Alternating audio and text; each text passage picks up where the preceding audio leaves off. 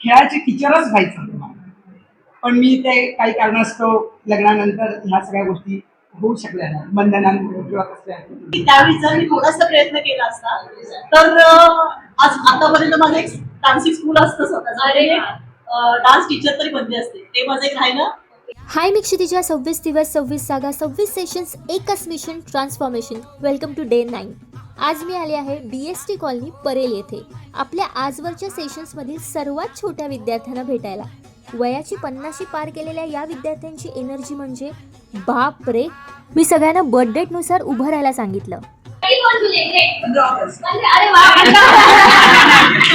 आम्ही मैत्रिणी बोलताना आम्ही घरातल्या गोष्टी बोलतो. आज मुलाचं काय झालं, आज जेवण काय केलं, आज मुलगी अशीच बोलली, मुलगा असाच बोलला.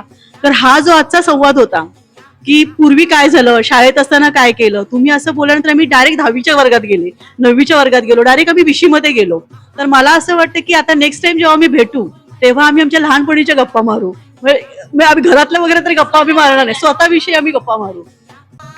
भावंडांबरोबर गोट्यांपासून विटी दांडीपासून सगळे खेळ मी खेळलेली. कबड्डी स्पर्धेत असायची आणि कॉलेजला असेपर्यंत मला जिम्नॅस्टमध्ये वगैरे म्हणजे जिम्नॅस्टिक मध्ये मला पहिलं पारितोषिक मिळालं कॉलेजला असताना.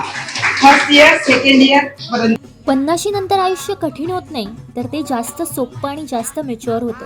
कारण तेव्हा माणूस अनुभवाने समृद्ध झालेला असतो. #transformation 2026